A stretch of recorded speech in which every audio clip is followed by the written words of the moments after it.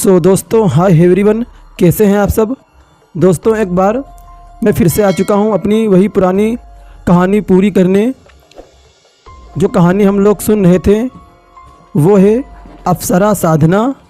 और अब तक के हम लोगों ने कहानी में जाना कि एक आदमी साधना को पूरी कर लेता है और फिर जब साधना हो जाती है उसके बाद अप्सरा सिद्ध हो जाती है और फिर वो अप्सरा उस आदमी के साथ रहने लगती है। और अब उसके आगे और उर्वशी ने उससे कहा कि वो खेतों में काम करने ना जाए, लेकिन मंजीत ऐसा नहीं कर सकता था। उर्वशी ने कहा कि वो खुद उसे मालामाल कर देगी। मंजीत को ये बात समझ नहीं आई कि वो ऐसा करेगी कैसे, लेकिन जब उर्वशी ने उसे अपने पहने हुए जेवर दिए तो उसकी आंखें चौंधिया गईं। उर्वशी ने कहा कि अब उसे मेहनत करने की कोई भी ज़रूरत नहीं, वो उसे इतने जेवर और सोने चांदी देगी कि सारी ज़िंदगी वो खुशी से गुजार लेगा। उस बदले में उसे उर्वशी को हमेशा प्यार देना होगा। मंजीत मान गया और फिर इसके बाद उसकी ज़िंदगी ही बदल गई। देखते ही देखते उसके पास इतने पैसे आ गए कि गांव के बाहर ही उसने एक शानदार घर बना लिया। अच्छे कपड़े, अच्छा खाना, अच्छा घर, गाड़ी, सब कुछ आ गया उसके पास। वो उर्वशी को संतुष्ट कर रहा था और वो उसे सोने चांदी से तौल रही थी। अब उसके जीवन में ऐशो आराम की कोई भी कमी नहीं थी, लेकिन फिर भी वो पूरी तरह से खुश नहीं हो पा रहा था, क्योंकि रोज़ सुबह शाम घर पर रहकर उर्वशी को प्यार करके वो थक चुका था और उसे थोड़ा आराम चाहिए था, जो उर्वशी उसे करने नहीं देती थी। और फिर एक रात मंजीत ने कहा कि वो जल्दी सोना चाहता है। उर्वशी ने उसे कुछ भी नहीं कहा और मंजीत जाकर सो गया। रात के करीब 1 बज रहे थे जब उसने एक अजीब सा सपना देखा, जिसमें वो अपनी पहली पत्नी के साथ था। वो दोनों बहुत खुश नज़र आ रहे थे, लेकिन अचानक पीछे से किसी ने उसकी पत्नी की गर्दन पकड़कर मोड़ दी और वहीं उसकी मौत हो गई। ये सपना देखकर अचानक मंजीत उठ गया और आसपास देखने पर पता चला कि वो उर्वशी के साथ है, जो उसके बगल में आराम से सो रही थी। उसे राहत की सांस आई और वो फिर वापस से सो गया। लेकिन फिर से करीब 3 बजे उसे वापस से एक सपना आया, जिसमें वो फिर से अपनी पत्नी के साथ था। दोनों एक जंगल में भटक रहे थे। आसपास से अजीब गरीब आवाज़ सुनाई दे रही थी। मंजीत आगे आगे चल रहा था और उसकी पत्नी पीछे पीछे आ रही थी। फिर अचानक पीछे से कुछ आवाज़ सुनाई दी। वो आवाज़ सुनकर मंजीत चौंक सा गया और पीछे मुड़ा। पीछे एक पेड़ गिर गया था और उसकी पत्नी वहाँ से गायब थी। उसने अपनी पत्नी को आवाज़ लगाई, लेकिन न जाने वो कहाँ चली गई। इधर उधर ढूंढने पर उसे सफ़ेद साड़ी में एक औरत दिखी। उसकी पत्नी ने भी सफ़ेद साड़ी पहनी हुई थी, इसलिए वो उस औरत के पास गया और उसके कंधे पर हाथ रख दिया। और जब वो मंजीत की ओर मुड़ी तो मंजीत उसका डरावना चेहरा देखकर चीख पड़ा। वो उसकी पत्नी नहीं थी, लेकिन उसके मुंह से खून बह रहा था। उसकी ज़बान कटी हुई थी, आंखें फूट चुकी थी, चेहरा पूरा सफ़ेद और होंठ काले पड़ गए थे। उसके सामने का आधा बाल गायब था और वो बहुत ही भयानक लग रही थी। नाक से लेकर गले तक एक चीरा बना हुआ था, जिसमें से खून बह रहा था। वो चेहरे देखते ही मंजीत चीखा और सपने से बाहर आ गया। पसीने में पूरी तरह भीगा हुआ वो थरथरा कर काँप रहा था। उर्वशी उसकी चीख सुनकर उठी और मुस्कुराकर बोली, क्या हुआ? कोई बुरा सपना देखा क्या? चिंता मत करो, जब तक तुम मुझे प्यार करोगे ना, तब तक वो सपना सच नहीं होगा। और फिर उसकी बात सुनकर मंजीत की रोंगटे खड़े हो गए और मंजीत समझ गया कि ये सपने उसे उर्वशी के कारण आ रहे थे। तभी उर्वशी मंजीत के करीब आने लगी। मंजीत उससे दूर होना चाहता था, लेकिन उर्वशी खुद को संतुष्ट करना चाहती थी, इसलिए उसने ज़बरदस्ती उसके साथ सुबह तक संभोग किया। मंजीत बहुत थक चुका था और बहुत कमज़ोर महसूस कर रहा था, लेकिन सुबह नाश्ता करने के बाद उसे किसी काम से बाहर जाना था। उर्वशी उसे रोकने की कोशिश कर रही थी, पर मंजीत ने कहा कि वो जल्दी घर आ जाएगा, तो उर्वशी ने उसे जाने दिया। पर रात के करीब 11 बजे मंजीत घर आया। वो बहुत थका हुआ लग रहा था और सोने ही जा रहा था, लेकिन तभी पीछे से उर्वशी ने उसे पकड़ ही लिया और ये देखकर मंजीत बुरी तरह से घबरा गया। उर्वशी ने गुस्से में कहा, किसके साथ सोकर आए हो तुम? हाँ, मुझे किसी की खुशबू आ रही है तुम्हारे शरीर से। और ये सुनकर मंजीत के पसीने छूट गए। मंजीत अपनी पुरानी दोस्त से मिलने गया हुआ था, जो पास में ही शहर में रहती थी, लेकिन बातें करते करते दोनों ही एक दूसरे के करीब आ गए और उस समय मंजीत उर्वशी के बारे में भूल गया। उर्वशी ने उसका गला पकड़ लिया और कहा, इसका बहुत बुरा अंजाम भुगतना पड़ेगा। तुम्हारी बलि मुझे चाहिए गई है, तो अब तुम्हें लेकर ही जाऊंगी मैं। और ये कहते ही उर्वशी ने उसके सामने से गायब हो गई। उसकी बातें मंजीत के पल्ले नहीं पड़ी। वो समझ नहीं पाया कि आखिर उर्वशी ने बलि की बातें क्यों की, लेकिन उसका गुस्सा देखकर वो कांपने लगा था। उस रात उर्वशी उसे दोबारा नहीं दिखाई दी, लेकिन जैसे ही वो सोया, अचानक उसे सीने पर बोझ महसूस हुआ। उसने आंखें खोली तो देखा कि उसके ऊपर उर्वशी बैठी हुई थी, खुद को संतुष्ट कर रही थी। मंजीत ने कहा, मुझे जाने दो, मुझे छोड़ दो, देखो मैं आज़ाद होना चाहता हूँ।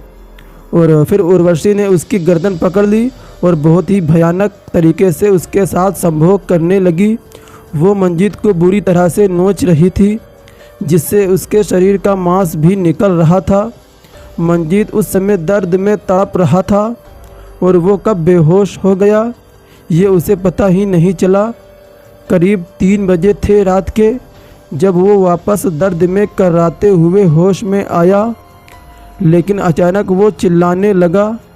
इतनी भयानक चीखें निकल रही थी उसके मुंह से कि अगर आसपास के कोई भी होता और उसकी चीख सुनता तो शायद उसके भी रोंगटे खड़े हो जाते।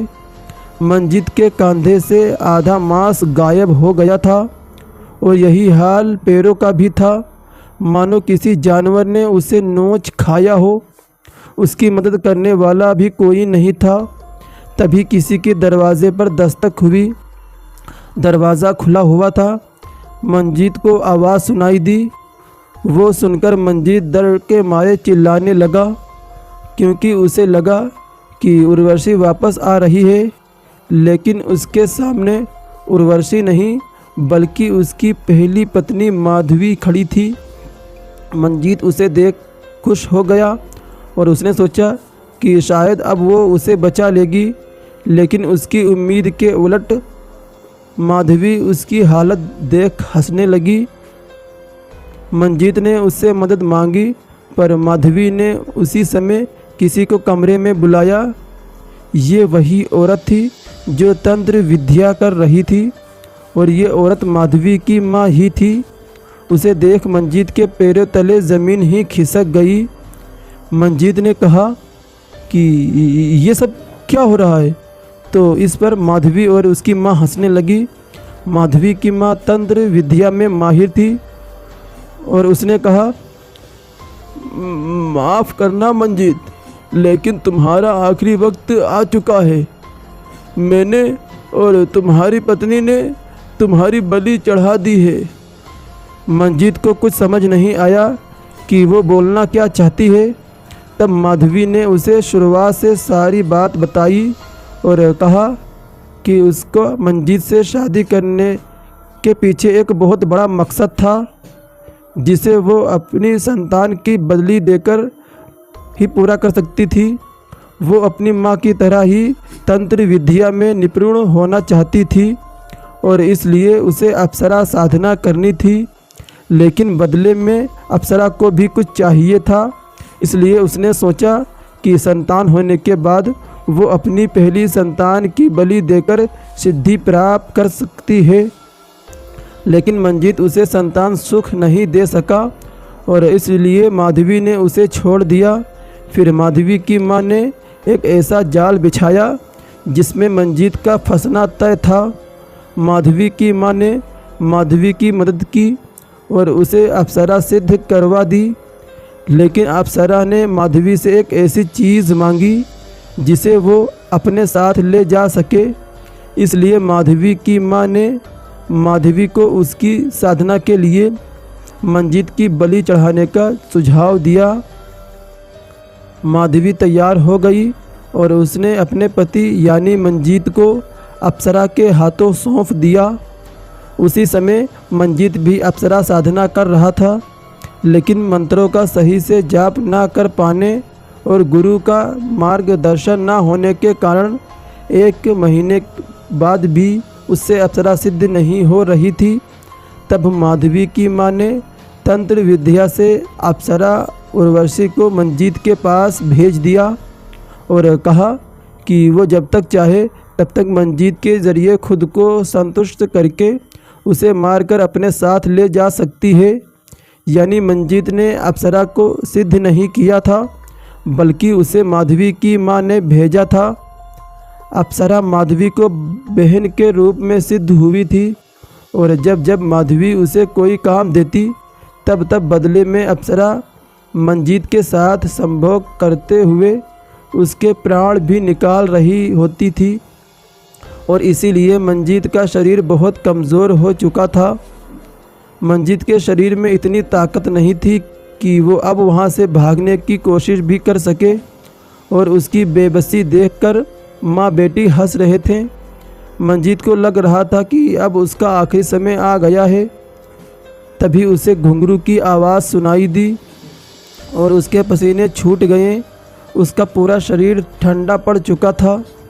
मंजीत ने उनसे विनती की कि वो उसे बख्श दे, लेकिन माधवी ने कहा कि अब उसके बचने का कोई भी रास्ता नहीं है, क्योंकि अब वो उसे लेकर ही जाएगी और अगर किसी ने उसे बचाने की कोशिश भी की तो उसके लिए भी अच्छा नहीं होगा। माधवी की माँ ने मंजीत से कहा, भैया हम तो कुछ भी नहीं करेंगे, क्योंकि तुम्हारे बाद हमें एक नया शिकार भी ढूंढना होगा अप्सरा के लिए। और ये कहकर वो हंसते हुए वहाँ से वो लोग चले गए और मंजीत मदद के लिए चिल्लाता रहा। करीब 10 मिनट के बाद वो पलक से उतरने की कोशिश करने लगा, लेकिन ज़मीन पर मुंह के बल गिर पड़ा और घसीटते हुए दरवाजे की ओर जाने लगा। जब वो दरवाजे के पास पहुंचा तो अचानक दरवाज़ा बंद हो गया। मंजीत दरवाज़ा पीटने लगा, पर मदद के लिए दूर दूर तक कोई भी नहीं था और फिर इतने में ही किसी ने पीछे से उसके पैरों को पकड़कर खींचा और जब मंजीत ने पीछे की ओर देखा तो सामने अप्सरा को पाया। अप्सरा के चेहरे पर एक अजीब सी मुस्कान थी। उसने कहा, आज मैं तुम्हें ले जाऊंगी। मंजीत उसके आगे गिड़गिड़ा रहा था, जान की भीख मांग रहा था, लेकिन अप्सरा ने उसकी विनती तक नहीं सुनी। फिर वो उसके सामने वापस निर्वस्त हो गई और उसके साथ पूरी तरह से संभोग करने लगी।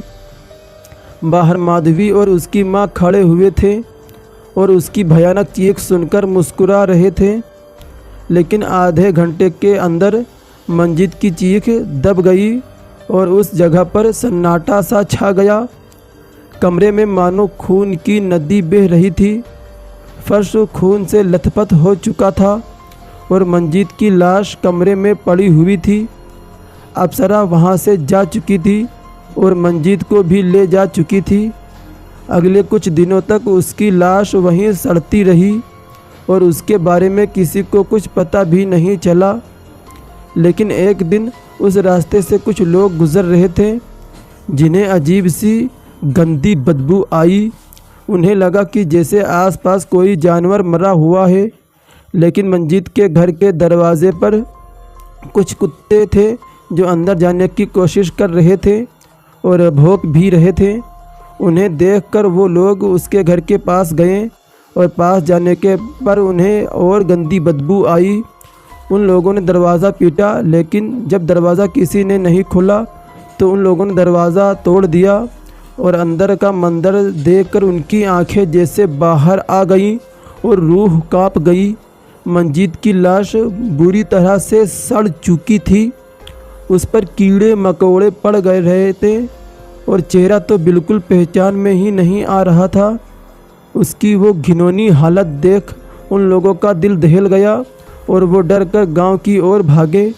गांव वालों को उन्होंने इसकी खबर दी और पुलिस तक ये बात पहुंच गई। पुलिस ने जब उसकी लाश देखी तो वो इस हालत में भी नहीं थी कि उसका पोस्टमार्टम किया जाए। वो पूरी तरह से ख़राब लाश हो चुकी थी। इन्वेस्टिगेशन के बाद भी ये पता नहीं चला कि आखिर मंजीत के साथ हुआ क्या।